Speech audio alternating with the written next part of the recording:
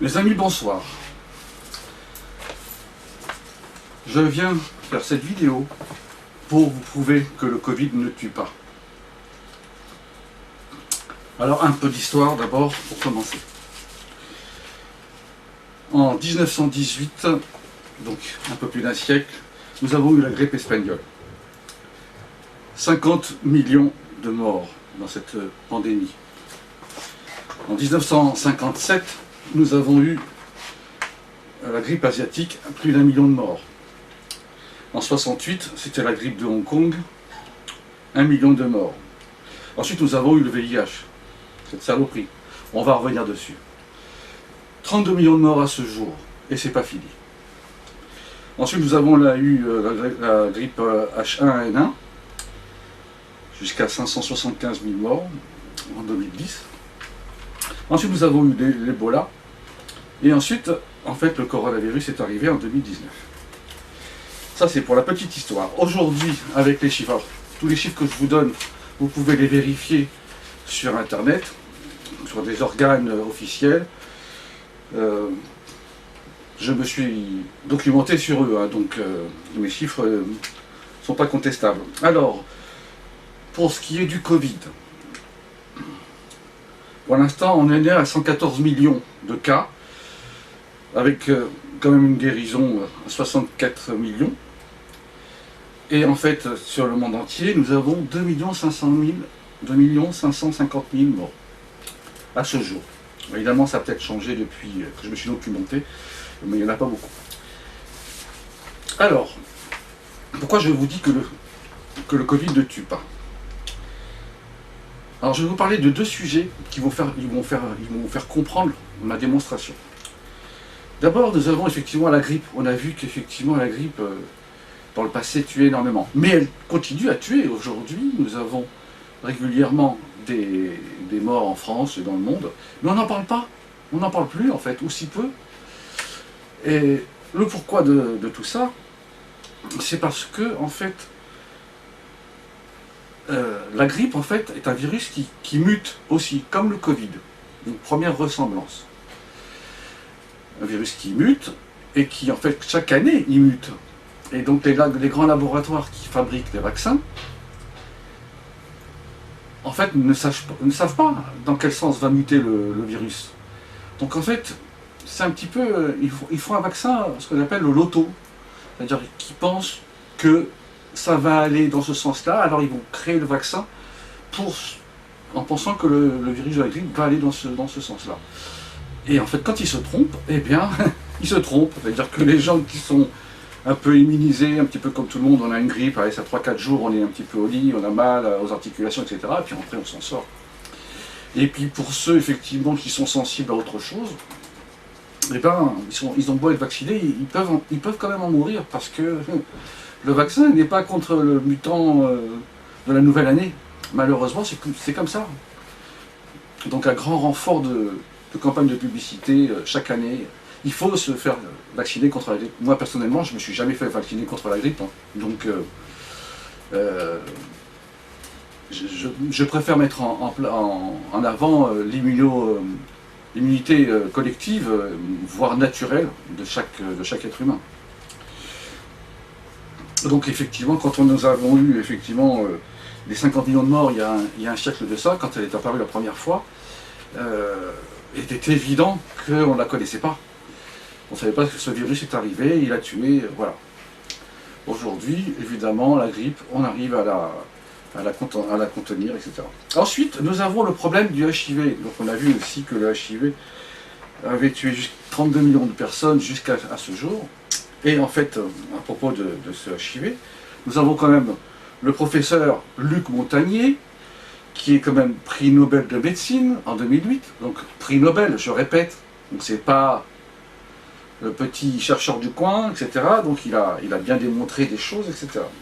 Et donc lui, en fait, prix Nobel de médecine parce qu'il a découvert effectivement la génétique du HIV, du VIH si vous préférez. Bon.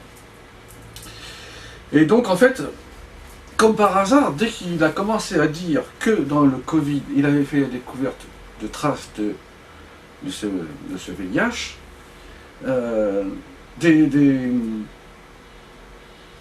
des gens se sont montés contre lui. Non, c'est des bêtises, etc. etc. Bon. Alors, il faut savoir que ce virus du Covid, depuis 1 an qu'il est apparu, voire un petit peu plus, on va revenir dessus, on a entendu tout et n'importe quoi. Alors il est venu du pangolin et pas du pangolin. Il est venu d'un laboratoire et pas d'un laboratoire. Mais en fait, que ce soit du laboratoire, en se servant d'un pangolin ou pas, de toute façon, ça a peu d'importance. L'important, c'est qu'aujourd'hui, il est là. Il est là. Et donc déjà, vous regardez la fameuse vidéo, un extrait de la vidéo concernant le professeur Luc Montagnier qui vous démontre, qui vous dit lui-même en live que le virus est bien, il a bien trouvé des traces de HIV dans le virus. Vidéo.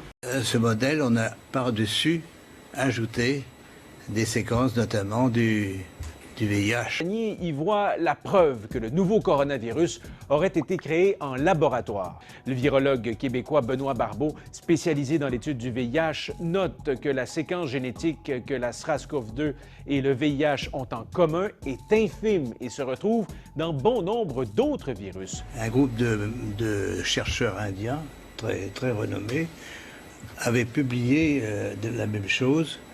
On les aura forcés à rétracter.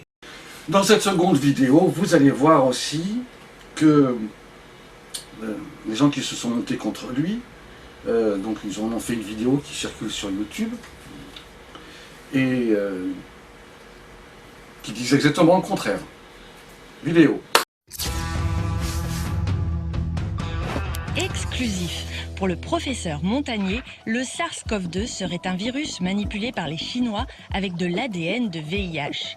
Le scoop du site Pourquoi Docteur n'est pas passé inaperçu. Et pour cause, c'est le virologue Luc Montagnier, co-lauréat du prix Nobel de médecine en 2008 pour avoir découvert le virus du sida, qui a fait cette déclaration fracassante.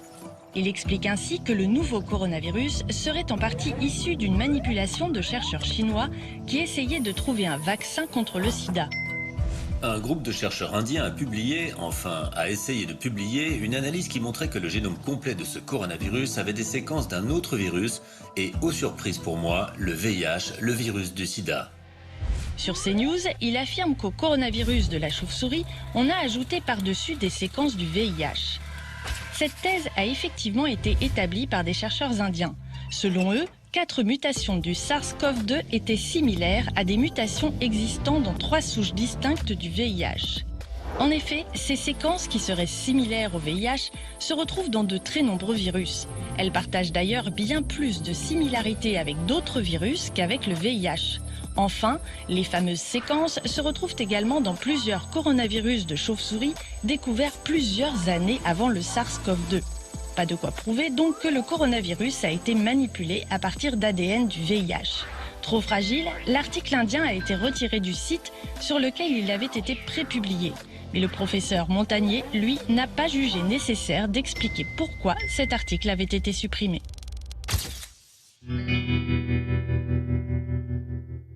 Alors, me direz-vous, qui croire? Est-ce qu'on doit croire un professeur qui est prix Nobel de médecine, ou quelqu'un qui a fait une vidéo qui est sortie on ne sait pas d'où, parce qu'en fait, les gouvernements, ils ont intérêt à ce que ça ne sorte pas, évidemment. Alors quand même, on va revenir un petit peu sur l'histoire, mais l'histoire du Covid cette fois-ci. Fin novembre 2019, les premiers cas sont apparus en Chine. En fin janvier 2020, des villages entiers, hommes, femmes, enfants et animaux, domestiques et autres, ont été effacés de la surface de la Terre à coups de napalm. J'ai des photos qui ont été prises par des... Il y a eu, ça a forcément fuité aujourd'hui avec les moyens de communication. Donc, pour éradiquer ce fameux virus. Ça me rappelle une histoire avec l'Ebola où c'est pareil, ils avaient voulu effectivement effacer des villages de la carte, mais en fait ils n'ont pas réussi, hein, mais ça y ressemble beaucoup. Et en fait, le 18 mars 2020, la peur s'installe en France, et dans le monde entier d'ailleurs, hein, puisqu'on parle du Covid. Alors on a été confinés, etc., etc., les masques, etc. Il se trouve quand même que, là, la première démonstration quand même que le Covid ne tue pas, vient de cette vidéo où l'on voit, on voit des journalistes tout à fait sérieux, qui nous disent, en gros, que Giscard d'Estaing est mort du Covid, et en même temps, qui nous disent que l'ancien chef d'État avait des problèmes cardiaques, et a été hospitalisé 2 fois. Voilà la vidéo. Celui qui avait été le plus jeune président de l'histoire de la République avait 94 ans et c'est le Covid qui l'a emporté. Oui, Jean-Pierre, c'est dans sa demeure d'Auton que Valéry Giscard d'Estaing est décédé hier soir du coronavirus, entouré de membres de sa famille. Il avait été hospitalisé à 2 reprises ces derniers mois, une fois à Paris, une fois à Tours, à la suite de problèmes. Bien. Là, on voit bien effectivement que le Covid ne tue pas, puisqu'en fait, le chef d'État, Valéry Giscard d'Estaing, a succombé à une attaque cardiaque. Et on va s'apercevoir tout au long de cette histoire qui dure depuis 1 an, que c'est toujours pareil. Ils nous mettent toujours des morts du Covid, des morts du Covid. Il a fallu 9 mois, plus de 9 mois, pour qu'ils arrivent à nous dire, à nous parler de comorbidité. Alors, vous pouvez regarder sur Internet ce que c'est.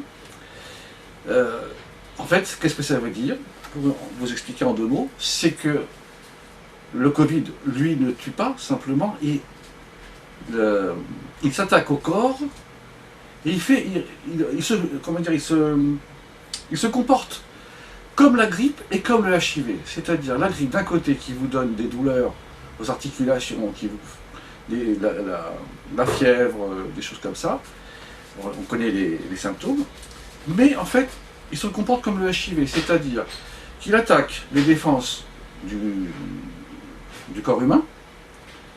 Et en fait, une fois que effectivement les défenses sont à 0, c'est la pathologie qui est à côté qui va tuer, en fait.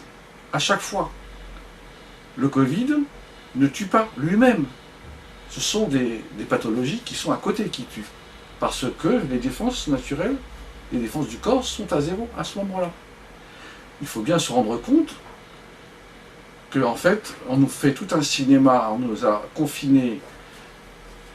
Je ne suis pas contre le confinement dans l'absolu, hein, c'est juste de comprendre ce que je dis.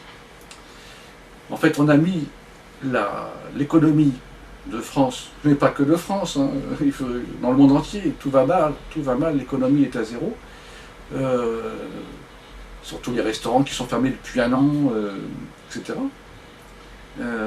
Pour en fait une maladie qui ne tue pas. Il suffit d'avertir les gens qui ont cette maladie de se protéger réellement contre ce Covid, mais vous allez voir que c'est encore plus grave que ça. Parce qu'en fait, depuis que le vaccin est sorti, on en parle, il y a les Pfizer, il y a plusieurs virus, plusieurs vaccins. En fait, le rôle d'un vaccin, c'est de vous éviter d'attraper la maladie, de tomber malade. Comme quand on est gamin et qu'on se fait vacciner du BCG, pour éviter la tuberculose, pour éviter des choses comme ça, des maladies graves. Et maintenant, le vaccin du Covid, contre le Covid, ne protège pas du Covid. Il fait en sorte que si vous l'attrapez, ça sera moins grave. Mais comment ça sera moins grave? Est-ce qu'effectivement, ce sera moins grave dans la mesure où... comment ça sera moins grave? Est-ce que la pathologie qui est à côté pourra être soignée? Ou est-ce qu'effectivement, on passera ça sous un brouillard en disant, bah voyez, en fait c'est plus le Covid, c'est autre chose, puisqu'en fait vous avez été vacciné contre le Covid, donc vous ne pouvez plus l'attraper, mais il est mort d'une crise cardiaque, il est mort d'une hépatite, il est mort du diabète, il est mort de la pathologie qu'il avait réellement. Donc quel est le langage qu'ils vont nous tenir dans le futur? Je ne sais pas. Ça sera une découverte. Quand serais-je immunisé? Qu'il soit Pfizer, Moderna ou AstraZeneca, peu importe la molécule, la première dose de ces vaccins commence à être efficace à partir de 2 semaines après l'injection. Il faut attendre ces fameux 14 jours, mais après l'efficacité est quasi optimale, déjà de 90% par exemple avec les vaccins ARN, et après la deuxième dose, elle va monter encore un petit peu à 95%, mais vous voyez que c'est une différence qui est assez peu importante. La deuxième dose de vaccin sert donc à stabiliser l'immunité. Puis-je être infecté après avoir été vacciné? Même après la deuxième dose, le vaccin n'empêche pas à 100% d'attraper le virus. L'objectif à l'heure actuelle, c'est vraiment de prévenir les formes sévères, celles qui vous emmènent à l'hôpital. Et là, très clairement, l'ensemble des vaccins ont la même efficacité, une efficacité assez remarquable sur les formes les plus sévères. Quant à la transmission du virus, les études sont encore incomplètes. Même vacciné, il est possible d'être contagieux. Même après une vaccination complète, on peut être porteur de l'infection sans le savoir, faire une forme asymptomatique. C'est pourquoi on vous recommande, même si vous êtes totalement vacciné, de porter un masque quand vous êtes en présence d'une personne fragile. Quant aux personnes qui ont déjà contracté le virus du Covid-19, elles sont en partie immunisées. Une seule dose de vaccin est nécessaire, qui viendra jouer le rôle de rappel. Alors effectivement, il y a eu, vous avez certainement aussi entendu parler du problème de la chloroquine, inefficace et dangereux par certains ministres, dangereux surtout au niveau des laboratoires, parce qu'en fait il est sur le domaine public, donc il n'a pas de brevet, il n'a plus de brevet. Donc les laboratoires, évidemment, ça leur fait de l'ombre. On va soigner une population mondiale avec un médicament qui n'est pas cher en plus, qu'on trouve un peu partout, alors qu'en fait, mais non, les laboratoires, ils ont besoin de gagner des sous, hein, quand même, hein. C'est la base quand même de leur raison d'être, parce que si effectivement demain les laboratoires fermés, ben, on serait un petit peu dépourvu face à certaines maladies. Donc la chloroquine est inefficace, dangereuse, etc. Donc, mais il y a quand même une question que je me pose, hein. Vous avez dû vous poser quand même la question, parce qu'en fait, je ne veux pas faire les mauvaises langues quand même. Je ne vais pas vous parler du professeur qui est à Marseille, vous avez certainement entendu parler, je ne vais pas non plus le citer, c'est pas l'idée.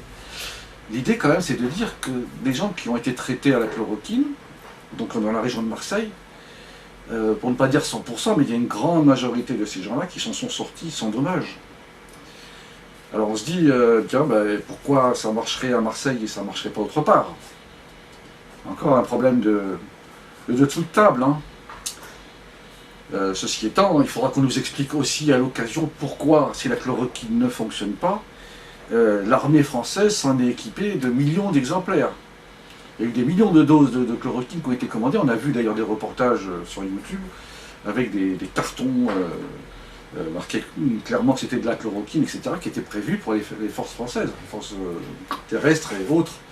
Donc à un moment donné, il faut m'expliquer pourquoi l'armée qui prendrait ça serait protégée et la population, on leur interdirait d'utiliser ce médicament générique. Voilà, ça c'est une vraie question. Alors, à propos du Covid et des morts, malheureusement, alors, il est évident que, je ne veux pas non plus taper sur le gouvernement, parce que leur idée,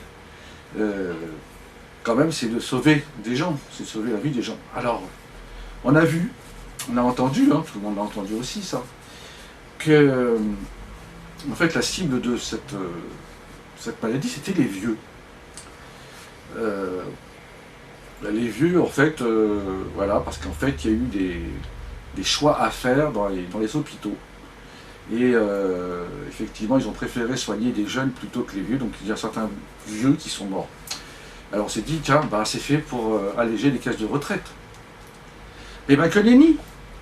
Parce qu'en fait, aujourd'hui, qu'est-ce qu'on a entendu? Les vaccins, ils les ont donnés en priorité aux vieux.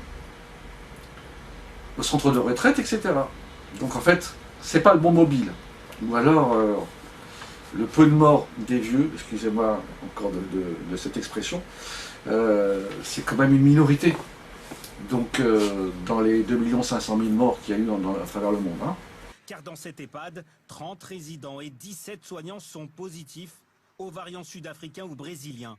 3 personnes âgées sont décédées. 2 d'entre elles avaient pourtant reçu 2 doses du vaccin Pfizer. Aujourd'hui, 9 résidents également vaccinés avec le sérum Pfizer et positifs à l'un des 2 variants ont été placés sous oxygène par prévention. Sur la question vaccinale, on n'a pas en réalité d'inquiétude particulière parce que la promesse qui est faite par ces vaccins, c'est d'éviter les formes graves. Le virus, et en particulier son variant sud-africain ou brésilien, peut se propager, y compris parmi les personnes vaccinées.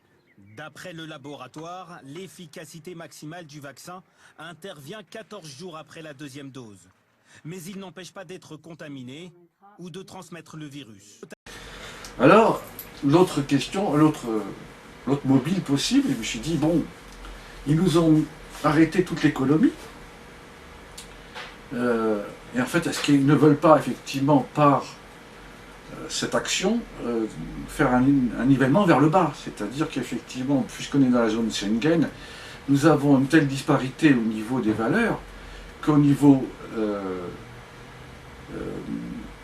de la Pologne, de la Roumanie, des pays qui viennent de rentrer dans l'euro, ils ont des niveaux de vie qui sont tellement bas qu'ils viennent travailler en France pour envoyer l'argent là-bas.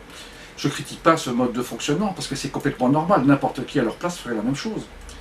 Je dis simplement que si cette chose-là est possible, ça veut dire que là-bas, et on le sait, avec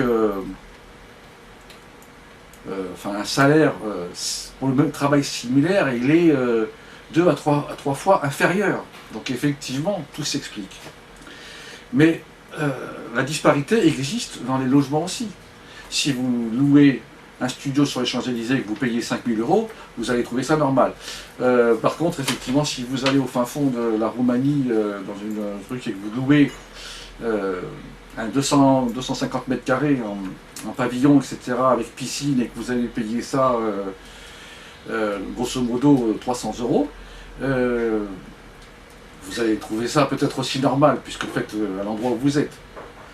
Donc effectivement, cette disparité qu'on trouve entre effectivement le niveau de vie de la France et le niveau de vie de ces pays nouvellement entrés, font que peut-être qu'en faisant ça, effectivement, les niveaux de vie des Français descendraient et en fait, ça réalignerait de telle façon à ce que effectivement ces gens qui viennent de l'Europe de l'Est soient moins impactés, entre guillemets, ou moins impactants, et qu'en fait, peut-être que ça les pousserait à travailler chez eux, puisqu'à ce moment-là, effectivement, les prix seraient à la baisse en France, donc les salaires aussi. Hein. Mais en fait, pour les prix, j'ai du mal à imaginer, hein, parce qu'on a vu qu'on est l'inflation. J'ai connu l'inflation sur Giscard d'Estaing, hein, puisqu'on parlait de Giscard, à 15% par an. C'était pas une mauvaise chose, ça dit en passant. Mais voilà. Donc c'était une hypothèse de travail. Alors ensuite, il y a une autre hypothèse de travail qui était très intéressante aussi, c'était l'écologie. Parce qu'effectivement, on a vu, pendant le confinement, les animaux sauvages qui sortaient, on a vu les canards, on a vu les sangliers, on a vu tous les animaux sauvages qui se promenaient dans les villes librement, etc. Ils reprenaient un petit peu un peu plus d'espace pour eux. Et donc en fait, pendant toute cette période-là où on a été confinés, on a consommé, mais les voitures ne roulaient pas, ou si peu. Alors je me suis dit, tiens, peut-être que en fait ils ont fait ça parce que à travers le fameux contrat de Paris là, que Trump a refusé pour réduire les effets de serre, enfin, je parle de la couche d'ozone là, et en fait peut-être qu'effectivement les Français sont ce qu'ils sont, ils sont très têtus, hein. Bon, il faut effectivement des lois, il faut vraiment des choses graves pour que les Français bougent. Mais pas que les Français, je pense à beaucoup de pays, hein, les Américains qui sont gros consommateurs, la Chine, gros fabricants, mais gros consommateurs aussi. Tous ces pays-là font qu'en fait le confinement a arrêté complètement la diffusion du gaz carbonique en fait, et de tout ce qui abîme la couche d'ozone. Et donc pendant les périodes de confinement, la couche d'ozone a dû se refaire, puisque les animaux sauvages, on les a vus. Il n'est pas du tout interdit de penser que pour sauver la planète, alors, attention, je ne suis pas non plus écologiste dans le sang, n'est-ce pas? Je ne suis pas complotiste pour ceux qui se posent la question. Moi, je me pose des questions parce que j'ai observé ce qui s'est passé. Ça fait 1 an que ça se passe. Donc aujourd'hui, effectivement, la couche d'ozone a dû reprendre des belles couleurs. L'écologie, ben, on en parle de plus en plus parce que il y a beaucoup de gens qui travaillent de chez eux. Donc ça évite les déplacements. Donc est-ce que c'était le mobile? Ou ça fait partie du mobile? C'est-à-dire il y en a plusieurs à l'intérieur. Alors nous avons aussi, on a vu tout à l'heure, est-ce que c'est simplement pour que les laboratoires puissent faire du profit avec un produit, ils ont sorti ça en millions de doses très rapidement, parce qu'un vaccin quand même, il y a des vaccins qui ont mis 10 ans, 15 ans pour être créés et être efficaces, et là, 1 an après, alors nous avons de nouvelles technologies, je sais, mais c'est pour ça que le vaccin en fait ne protège pas complètement. Il soulage le problème du Covid, mais ne protège pas à 100%. Parce que s'il protégeait à 100%, ça voudrait dire que ces gens-là, si le Covid se présente à eux, non seulement ils ne l'attrapent pas, mais ça veut dire qu'eux-mêmes ne pourraient plus le transmettre. Et ça veut dire que du jour au lendemain, quand tout le monde est vacciné, ce qui est loin d'être le cas, ça veut dire qu'en fait, du jour au lendemain, on peut retirer les masques et aller se promener n'importe où dans le monde, dans l'absolu. Donc, à condition effectivement de ne pas avoir de pathologie en parallèle. Donc, comorbidité, comme ils disent, c'est un mot très, très technique pour que les gens ne comprennent pas ce qu'ils racontent. C'est normal. Bon. Alors, il y a aussi le côté, il y a un côté qui m'a quand même paru bizarre. À savoir que, juste avant que le virus n'apparaisse, nous avions un peu le retour des gilets jaunes, qui n'a pas arrêté, hein, parce que les gilets jaunes, on les a vus en 2018, etc. Et là, du jour au lendemain, alors, les gilets jaunes sont confinés, ils ne peuvent plus sortir, ils ne peuvent plus se réunir, parce qu'en fait, malgré, à l'heure où je vous parle, on ne peut toujours pas se réunir plus de 6 personnes, normalement. Hein, bon. Donc c'est compliqué. Alors il y a eu ce problème des gilets jaunes, donc c'est une solution, hein, c'est vous restez chez vous, donc en fait les gens se découragent, hein, ils perdent la synergie qui était créée par le groupe des gilets jaunes, aujourd'hui n'existe plus. Hein. Il ne reste plus que des voyous qui cassent des vitrines quand ils sortent. Voilà. Les blackbusters, ils appellent ça comme ça. Bon. Nous avons eu aussi le problème des retraites entre les deux, entre les gilets jaunes et le Covid, il y a eu une retraite qui a été votée en catimini, une nuit à l'Assemblée nationale alors que la moitié des députés n'étaient pas là. Et en fait, quand il y a eu commencé à avoir des manifestations, tac, le Covid est sorti. Magnifique, je trouve, hein, la coïncidence, elle est quand même frappante. Hein. Bon. Donc tout ça fait que on en est là, on en est aujourd'hui. Moi je vous fais cette vidéo parce que franchement je trouve qu'il y a des anormalités qu'il faudrait effectivement poser des questions. Alors effectivement ils seront toujours capables de vous sortir c'est une coïncidence, ça c'est le grand mot, c'est le hasard. Bon, on va mettre ça en faveur du gouvernement parce que effectivement ça a touché quand même le monde entier. Mais ce qu'ils n'ont pas vu quand même, c'est qu'en arrêtant l'économie du monde entier, ils ont mis pas mal de personnes dans la difficulté. Les gens qui travaillaient à la tâche, ça s'est arrêté. Les serveurs, etc. Les restaurants sont fermés. Là, les loyers continuent à courir depuis 1 an. Donc effectivement, sortir de cette crise, de toute façon, à un moment donné, il va y avoir une grande part de ces restaurants qui va fermer, qui vont disparaître. Grosso modo, encore une fois, ce ne sera que les entreprises qui seront comment dire, viables, qui vont continuer à vivre. Toutes les entreprises qui avaient des problèmes vont disparaître avec le Covid. Voilà. Alors, et donc, en fait, ils ont effectivement protégé les gens contre ce virus, mais ils ont créé un autre problème, c'est-à-dire qu'effectivement, tous ces gens qui n'ont plus de travail, eh ben, il y en a une partie de la population qui font des dépressions, parce que, comme dirait un collègue à moi, quand vous êtes sous pression, ça va, mais quand il y a plusieurs pressions, ça fait dépression. Et les dépressions font qu'il y en a qui se suicident. Il y en a beaucoup qui se suicident, on n'en entend pas parler. Ils le cachent, voilà, c'est caché parce que c'est... Alors on ne doit pas se suicider, c'est certain, mais on peut comprendre la difficulté de certaines personnes qui n'ont pas le mental. On a vu aussi les divorces se multiplier, parce que voilà, on vit artificiellement. Je ferai une autre vidéo pour ce problème. Mais pour l'instant, effectivement, on est toujours dedans. Donc, je répète, le Covid ne tue pas si vous avez une santé à peu près normale, comme moi, qui n'est pas de pathologie parallèle. En fait, vous pouvez même retirer le masque, aller vous balader, et même si le virus se présente, si vous avez une pathologie, une constitution à peu près normale, votre corps va réagir et va le rejeter, va le traiter comme n'importe quel microbe, parce que vous savez très bien que chaque fois que nous respirons et que nous expirons, nous avalons des millions de microbes et des millions de virus. Simplement le corps il les connaît et il les rejette parce qu'il n'en a pas besoin. Donc en fait, je tiens à vous rassurer, hein, c'est pas du tout... comment dire, on peut pas accuser un simple petit virus, même qui a été fabriqué, même s'il contient des traces de HIV, etc. On ne peut pas lui mettre tout sur la tête.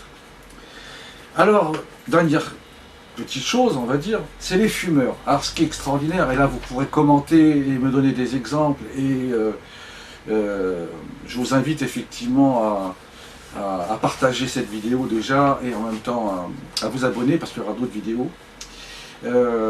Donc les fumeurs, en fait, c'est très drôle parce qu'en fait, les fumeurs, je n'en connais pas et je connais quand même beaucoup de monde, que ce soit sur Facebook, que ce soit un peu partout en France et dans d'autres pays. Je connais beaucoup de monde. Je ne connais pas, dans tous les gens que je connais, je ne connais aucun fumeur qui a été touché par le Covid. Je suis moi-même fumeur, donc je ne vais pas vous le cacher. Bon, voilà, je n'ai jamais entendu. Alors on nous dit attention, ouais, ça peut aggraver, machin, parce que le cancer du fumeur, etc. Mais déjà, il faudrait avoir le cancer. Bon. Mais donc, je ne connais aucun fumeur aujourd'hui, à l'heure où je vous parle, qui a été touché par le Covid.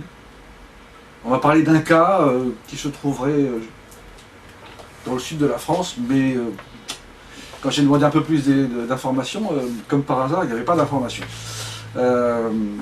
Donc évidemment, problème. Alors il y en a une explication, et le pourquoi et le comment.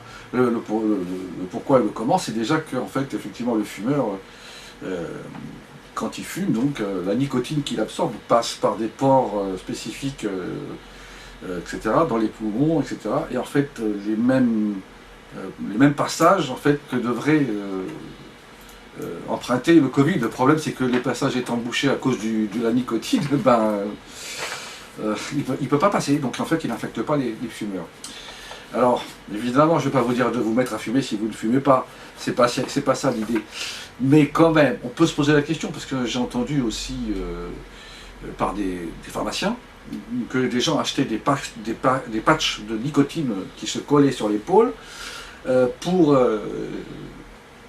empêcher le Covid d'arriver, et bon an mal an on peut dire que les résultats sont plutôt positifs. Donc c'est compliqué quand même, hein, parce qu'en fait, depuis le temps que l'État fait des campagnes de sensibilisation contre le tabac et contre le cancer du poumon, à faire monter les prix des cigarettes au prix qu'on connaît aujourd'hui, c'est-à-dire 15 € le paquet, je les vois, ils auraient du mal aujourd'hui à dire remettez-vous à fumer. Hein. Bon alors, attention, hein, le tabac, on a toujours dit que le tabac était cancérigène. les grandes sociétés, les grands fabricants n'ont jamais cessé de fabriquer. Ils ont eu des procès qui sont perdus, ils ont payé l'amende, ils ont continué leur business, etc. Bon, ne pas oublier que le tabac est une plante naturelle qui pousse dans certaines contrées, qui soigne, toujours dans ces contrées dont je parle, qui soigne certaines maladies, les plaies, soit les brasses, les coupures, là, qui le mâche en fait, au lieu de le fumer.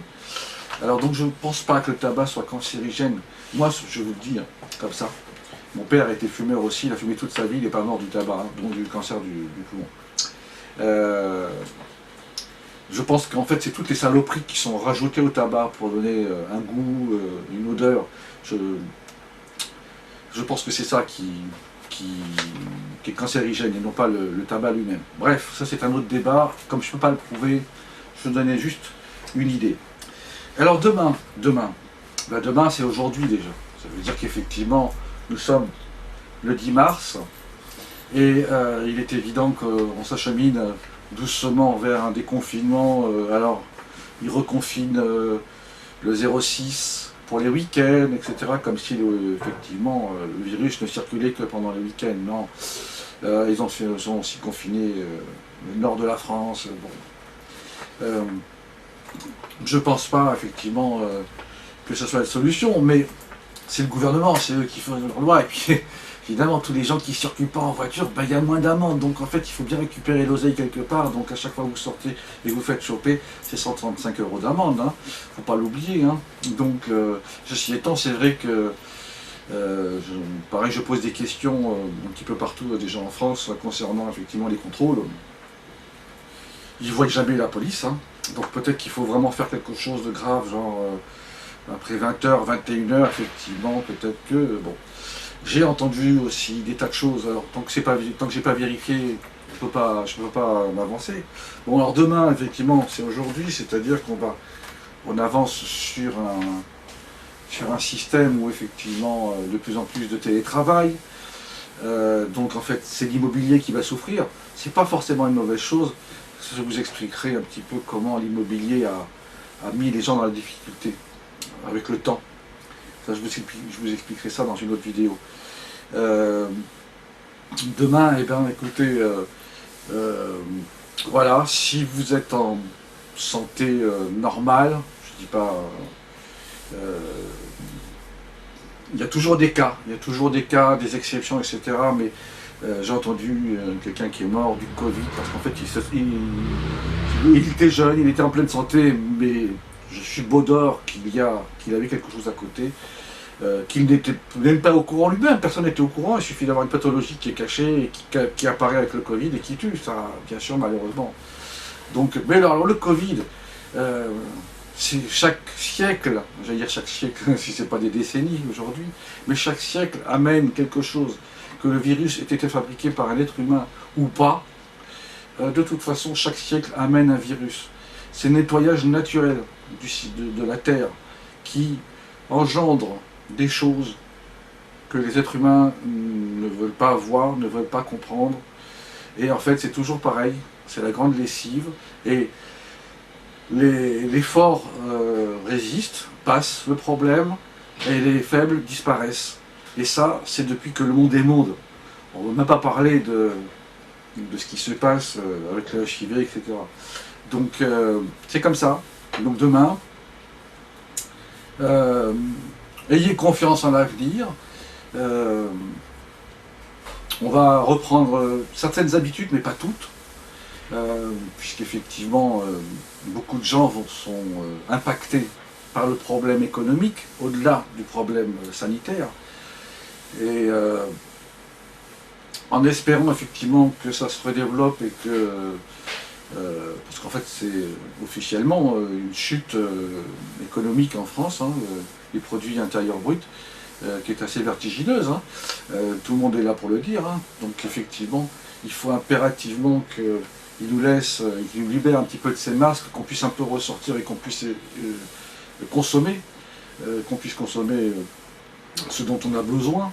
Et le besoin, c'est aussi les relations sociales, c'est aussi de sortir, de s'aérer la tête et de ne pas rester un petit peu dans le marasme de la maladie. Ah oui, j'ai peur, j'ai peur, j'ai peur. Ben non, à un moment donné, la peur n'évite pas le danger. Hein. Vous pouvez être chez vous et choper le virus. Hein. Donc c'est pas comme ça qu'il faut voir les choses.